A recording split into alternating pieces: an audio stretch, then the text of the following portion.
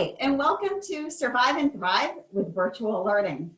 3 practical strategies to make at-home learning work for you. I'm Ann Dolan, and today we're going to be talking about creating the ideal learning space for our kids, keeping kids focused when they're online, not always an easy task, and working from home when kids are learning virtually. So let's start out with creating that designated workspace. This is an option for kids that are going to have their own desk, and it doesn't even have to be anything fancy. It can be an old card table that you drag up from the basement. But the idea is that this desk or this place is just their own. Now, it should also be in a space that's quiet, but not too quiet. So too quiet would be that you put your 7-year-old second grader upstairs in a guest bedroom and you're downstairs in your home office. That's probably too isolating and too quiet, because when kids are too isolated, sometimes they become a little bit agitated and it's harder for them to focus. But something that's too loud might be in the family room where the TV is going, or there's an Xbox in plain sight. That might be distracting. So a better setup might be that you're working from home in your home office and your child is, say, in the dining room. So he's within earshot and you can keep an eye out, but not too close. Here's the other option, and often more practical for most families because they're dealing with smaller spaces or they have multiple kids. So what do you do when you have 2 or 3 kids in a smaller space? You might have to put them all at the same table. So maybe they're all going to sit at the dining room table. But the thing is, they're going to drive each other crazy. So they need some type of visual barrier. And you can set one up by just going up to a craft store like Michael's and getting one of the poster board displays, the 3-panel displays. Kids can decorate them, set them up with their schedule, and make them their own.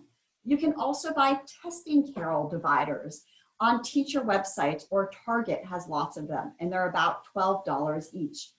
So the idea is that there needs to be a barrier for kids, and they also need a space to go if they're interacting with their classmates or their teacher and they're talking. So even though they're all at the same table, they're going to need a secondary place to go to do any work that requires verbal communication. Make sure that your child has a say in the space. So instead of saying, Jimmy, this is where you're sitting the rest of the year, you might say, hey, let's look at these 3 ideas and pick one that can work for you. Because when kids have a say in something, they're often more likely to follow through and buy into it. The workspace also should be part of your routine. Just like you'll have a routine for getting up in the morning and being online at the same time every day, you'll want this to be your child's space where they go and work every single day. And at the end of the day, just like in school, we want to say something like, school isn't done until your workspace is tidied up.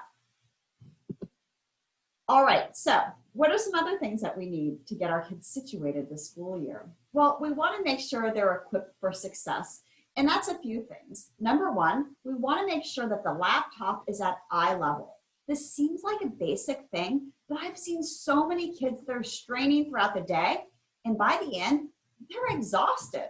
So either their neck is down here, looking at their laptop that's too low, or they're up like this. You want to make sure they're at eye level. You'll also want to make sure that your child has a comfortable chair. And it might not be that old kitchen table chair your grandmother gave you. It might need to be something more comfortable that they can sit in for 7 hours all day long. Or if you've got a fidgety kid, it might be something a little bit different. Maybe like a ball chair. Kids love these. And you can buy them on lots of places online. They're for kids that need to stabilize their core a little bit more so they're focused throughout instruction. You'll want to make sure your kids have noise canceling headphones so that they're listening to their teacher and not distracted by what else is going on in the house. A password card is also super helpful, and it's something we don't often think about, but when we're working from home, it's not helpful when our kids are saying things like, Mom, what's the login for that site? I can't remember my username. And what's my password? All the sites should be on one Post-it note or a 3x5 card that's at their space, so they can look up their websites and their login credentials. The other thing that's really helpful that we often don't think about is a good old-fashioned analog clock, because research shows that when kids use an analog clock with hands as opposed to a digital clock, they have a better sense of elapsed time and have better time management skills. So if you have one sitting around the house, put it in your child's workspace. Some other helpful supplies. Number one, kids need a way to record their assignments. And if they say, don't worry, Mom, I've got this, I can remember everything, they actually can't. They need a way of writing it down. So it might be a good old-fashioned one, like this student planner. That one's from Amazon. Or it could be just on Google Calendar, or maybe their Google Notes page that they're keeping a list of their responsibilities. In addition to being responsible with writing things down, they're also going to have papers that they need to organize, albeit they will not have a lot. These days, most everything is electronic, but kids still will have paper flow, and they need a place to put those papers. I used to tell kids, make sure you have a 3-ring binder for each class, or be sure you have a trapper keeper, something like that, where there's 3 rings in the binder. These days, not necessary at all. My best strategy for kids to stay organized is to use an accordion folder. I love these, and kids are super successful with them. So you want to get the type that expands and has a tab for each section. And kids should write the name of the subject on each tab. And when they get a paper, they need to put it at the back of that section. Therefore, everything will be chronologically organized. Some other helpful things that kids will likely benefit from: erasable highlighters. Kids love to highlight, but the erasable ones are really unique. And then also erasable colored pencils, which we'll talk about in just a second. All right, so in addition to setting up their workspace, we want to make sure our kids are focused. The problem is when teachers are online with them and they're in this big Zoom room, it's so difficult for them to stay focused. When we work with kids in a virtual environment one-on-one, it's honestly not a problem at all. The issue is really when they're in a big room and the teacher is running through a PowerPoint, or she's giving a lecture, or there's just a discussion. It's hard for kids to stay focused. So one thing that we recommend is that kids have some type of fidget tool in hand during this time. So let me share a couple with you. The one on the left is actually one of the best-selling fidget tools on Amazon right now. And all it is, I wish I invented this, is a little mesh bag with a marble. And just, you play with it in your hand and you move the marble back and forth. That's all it is, but it works great for kids to be more focused. Often when we see that our students are fidgety in their chair, or they're clicking their mechanical pencil, playing with their hair, it's because their brain is telling them that they need more stimulation. And as parents, our first reaction is to say, stop clicking that pencil, or will you just focus? But instead, we want to take, we want to kind of do the opposite. We want to give them that fidget tool. Silly putty, good old-fashioned silly putty, and the modern version of that is called Neato. Kids love this one. There's the fidget spinner, of course, and then wiggle feet for kids that have a hard time sitting still. You know, I used to think when I had kids in my class as a teacher that were doodlers, that they were kind of being disrespectful in some way and not listening to me, and I knew they definitely weren't paying attention. Well, now I know that's not true at all, because research shows that actually doodlers pay more attention and retain more than non-doodlers. Who knew?